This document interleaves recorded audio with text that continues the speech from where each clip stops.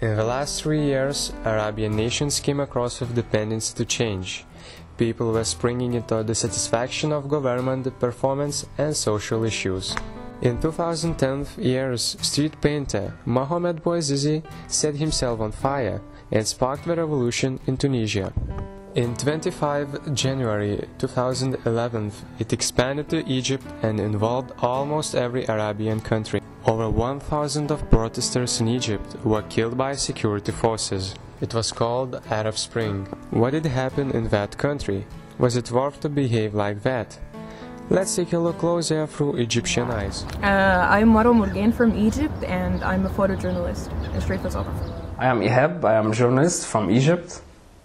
I work in Akhbar al-Yom. It's a newspaper, very old newspaper in Egypt. Okay, my name is Amr Hassan. I'm working as a journalist in the electronic newspaper, or the electronic newspaper of the printed newspaper, Al-Ahram Corporation. I'm a journalist since 4 years now.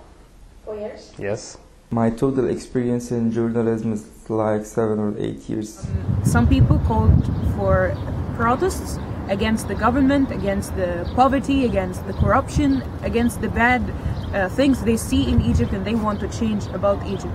But they didn't really think that they can do that, like, for example, blow up the regime or let it go. It started with like 10 activists who actually called for the revolution, and the people were outraged already because of many things that was happening. Activists were being killed and people were being tortured at police stations, and it was really bad situation in Egypt by then. So many people went, they felt like they had nothing to fear, they had nothing to lose, so they started to participate in the protests. It started on the 25th, and then the police was dealing with the situation really badly. They were hitting people, they were arresting people, everyone was participating in the protest was really in danger of being shot, of being arrested. That day was really bloody. Many people were killed, many people were arrested, and then the police couldn't control the situation anymore. Things went angrier and more furious. And the revolution happened. After a couple of days, there was a day that the regime got some people who they gave them money and came to Tahrir Square where the protests were taking place, and they came on camels, horses, and with weapons like knives and swords and stuff like that, and they started hitting the people, beating them up, killing many of them.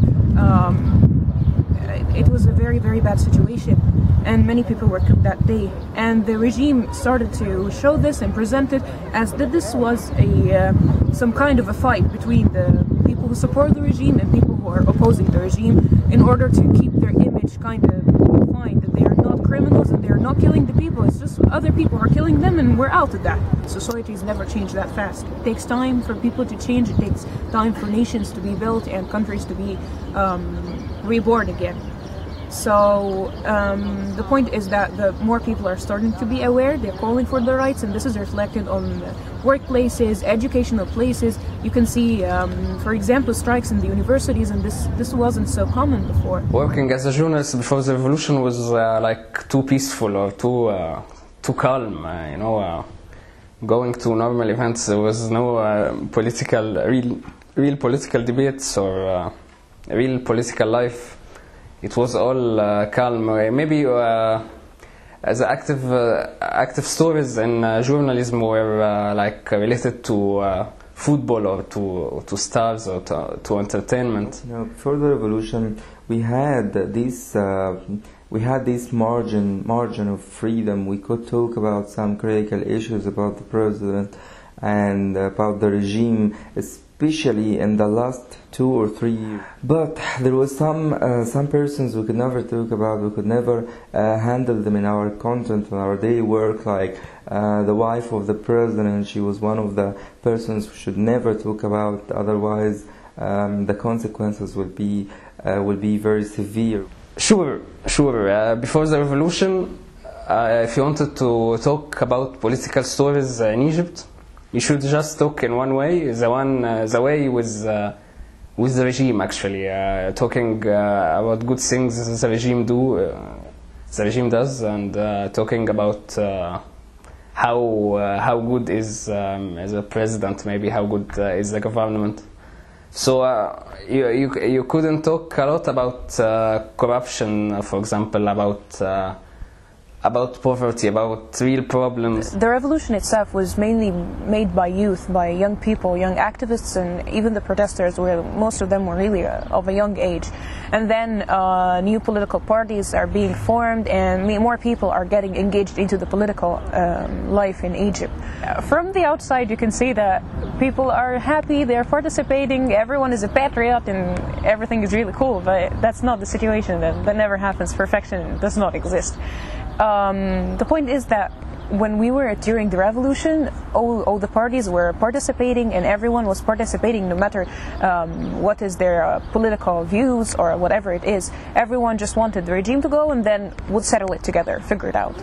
But after the revolution, during the time the military ruled Egypt, things started to get vague, and nothing was clear to everyone. Some people supported the military. They said that they are trying to get the country to the safe side, or to the other side of the river, where they actually said.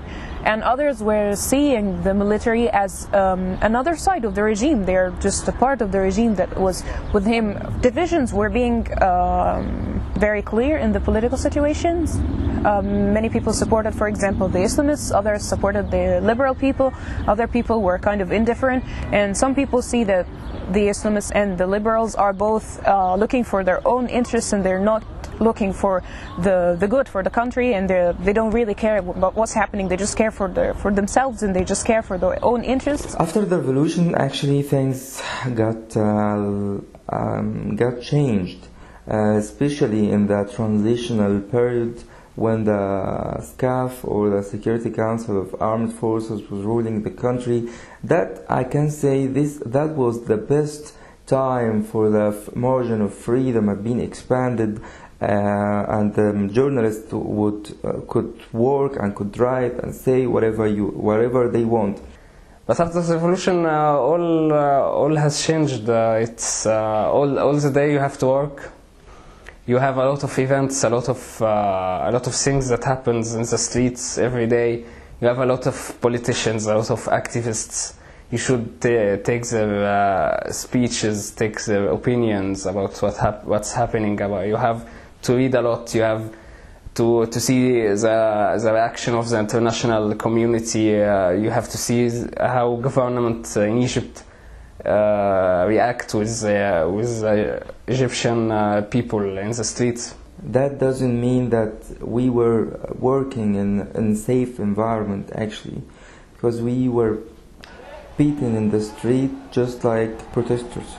We were being shot by guns, by official guns, by the security forces, and also by manually guns used by protesters. It was very dangerous. The protests were being set away using gun machines, using horrible stuff. They lack the experience of dealing with politics, so they dealt with the power philosophy. So if I discuss with you and we don't reach a specific outreach or a specific result, so I kill you. This is why military should never get involved in politics, because they don't speak, they just head. I consider my work as a journalist as a kind of a messenger, a kind I'm giving a message to the people. I'm helping the people to control, to assess or estimate the ruling party, the ruling regime, and so on, by transferring the truth, by telling them the truth which no one loves. Actually, no one ever loved the truth. The people in the streets don't love the truth. The regime and their high presidential palaces also don't love the truth. The right forces and so on also don't love the truth. So you are ready any time to be shot or killed by any of these parts, because no one loves the truth, and your job is to say the truth as it is. I think now we are starting our democracy. You know, we are in the first step. Some people don't understand what is democracy. Some people think that democracy is only elections, and then stop talking and letting people do what they want.